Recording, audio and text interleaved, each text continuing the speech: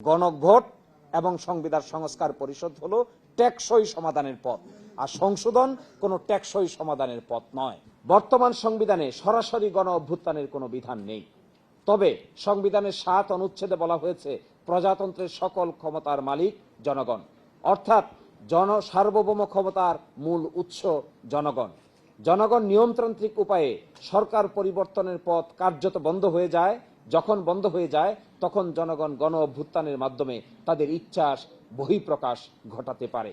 সংবিধানের ১০৬ অনুচ্ছেদে সুপ্রিম কোর্টকে উপদেষ্টামূলক এখতিয়ার দেওয়া হয়েছে। এই অনুচ্ছেদ অনুযায়ী রাষ্ট্রপতি কোনো বিষয়ে মতামত চাইলে সুপ্রিম কোর্ট কেবল পরামর্শ বা মতামত দিতে পারেন, কিন্তু এই অনুচ্ছেদের ভিত্তিতে কোনো সরকার বৈধ বা অবৈধ এমন সিদ্ধান্ত নেওয়ার ক্ষমতা সুপ্রিম কোর্টের নেই।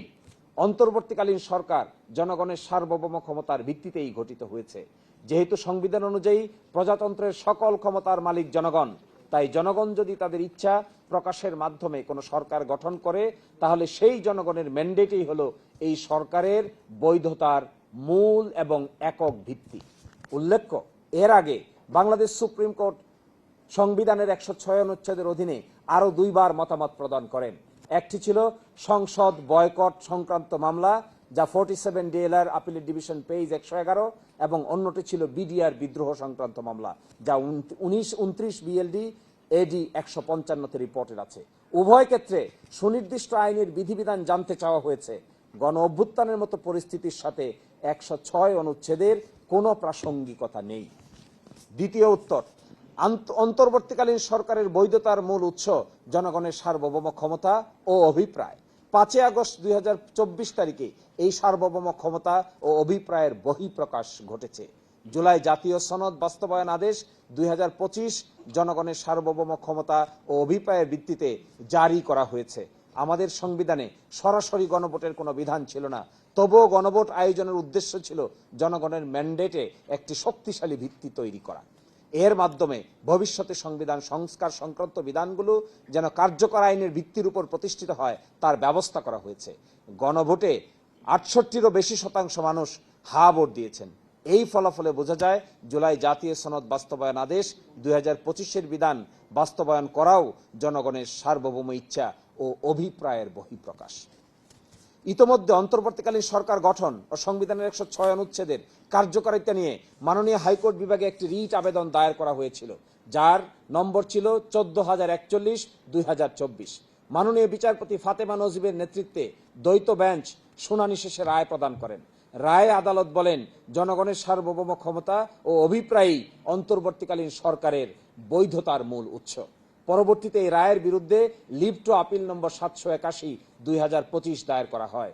৪ ডিসেম্বর ২০২৫ তারিখে মাননীয় প্রধান বিচারপতির নেতৃত্বে আমাদের আপিল বিভাগ উভয় পক্ষে শুনানি অন্তে লিভ টু আপিল খারিজ করে দেন। অর্থাৎ এর ফলে হাইকোর্ট বিভাগের রায় পরিপূর্ণভাবে বহাল থাকে। জুলাই জাতীয় সনদ প্রণয়ন করা হয় সংবিধান সংস্কারের মাধ্যমে জন আকাঙ্ক্ষার পূর্ণাঙ্গ প্রতিফলন ঘটানোর উদ্দেশ্যে। এটি রাজনৈতিক দলগুলোর ঐক্যমত্যের ভিত্তিতে প্রণীত সনদে প্রস্তাবিত গুরুত্বপূর্ণ সংস্কার সমূহের জন্য জনগণের সরাসরি সমর্থন নিশ্চিত করতে গণভোটের আয়োজন করা হয়। এর উদ্দেশ্য ছিল সংস্কার প্রস্তাবগুলোর পক্ষে জনগণের ম্যান্ডেট অর্জন করা, সেগুলোর আইনগত ভিত্তি আরও শক্তিশালী করা, কারণ জনগণই সকল ক্ষমতার উৎস।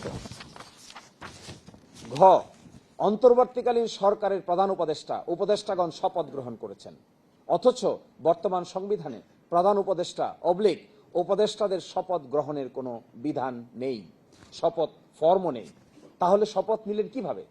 তার একমাত্র উত্তর হলো গণ অভ্যুত্থানের মাধ্যমে প্রকাশিত জনগণের সার্বভৌম ক্ষমতা ও অভিপ্রায়। এই অভিপ্রায়ই আইনগত বৈধতার সবচেয়ে বড় উৎস। 12 ফেব্রুয়ারি অনুষ্ঠিত জাতীয় নির্বাচন গণভোটের মূল ভিত্তি জুলাই জাতীয় সনদ বাস্তবায়ন আদেশ। জুলাই জাতীয় সনদ বাস্তবায়ন আদেশ ছাড়া 12 ফেব্রুয়ারির নির্বাচনের আর কোনো সেপারেট আইনগত ফাউন্ডেশন আমরা খুঁজে পাই না। অনুচ্ছেদ ১-এর অনুযায়ী এই আদেশ জারির অব্যবহিত পর অনুষ্ঠিত জাতীয় সংসদের সাধারণ নির্বাচন এবং অনুচ্ছেদ ৫ অনুযায়ী আদেশ জারির অব্যবহিত পর অনুষ্ঠিতব্য গণভোট, অর্থাৎ যেহেতু বর্তমান সংবিধানে উল্লেখিত সময়ে নির্বাচন বা গণভোট অনুষ্ঠানের সুনির্দিষ্ট লিখিত বিধান নেই, সেহেতু এই আদেশে উল্লেখিত সংজ্ঞা সময়কাল নির্বাচনের একমাত্র আইনি ভিত্তি। এই আদেশে বাইরে নির্বাচন অনুষ্ঠানের আর কোনো লিগ্যাল বেসিস নেই। আমাদের দেশের বর্তমান পরিস্থিতির সাথে ফিলিপাইন, গ্রানাডা, লেসোতো পরিস্থিতি সম্পূর্ণ রকম মিল রয়েছে। এই সমস্ত দেশেও গণ অভ্যুত্থানের ফলে শাসক শ্রেণী দেশ থেকে বাধ্য হয়েছিলেন। বিষয়টি শেষ পর্যন্ত স্ব দেশের সুপ্রিম কোর্টের মামলা হিসেবে গড়িয়েছিল। ওই সমস্ত দেশের এক বাক্যে সুপ্রিম কোর্ট স্বীকার করেছেন গণ অভ্যুত্থান বৈধ না অবৈধ এই সিদ্ধান্ত নেওয়ার ক্ষমতা আদালতের নেই।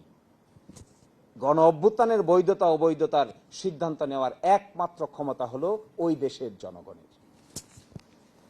ফলে জুলাই জাতীয় সনদ বাস্তবায়ন আদেশেই জনগণের সার্বভৌম ক্ষমতা ও অভিপ্রায় প্রকাশের একমাত্র আইনগত মাধ্যম। বাংলাদেশের কোন আদালত এটিকে অসাংবিধানিক ঘোষণা করেনি, কারণ এই আইনেই জনগণের সার্বভৌম ক্ষমতা ও অভিপ্রায়ের লিখিত রূপ। তাই জুলাই জাতীয় সনদ বাস্তবায়ন আদেশ 2025-এর অনুচ্ছেদ 7 অনুযায়ী সংবিধান সংস্কার পরিষদ গঠন করে আদেশে নির্ধারিত পদ্ধতি অনুসরণ পূর্বক সংবিধানের প্রয়োজনীয় সকল সংস্কার সম্পন্ন করাই হবে আইনসম্মত এবং যথাযথ পদক্ষেপ। আর তা যদি করা না হয় তাহলে সংবিধান সংশোধনের যে উদ্যোগ নেওয়া হচ্ছে এটি একটি নিয়মতান্ত্রিক কাজে পরিণত হবে।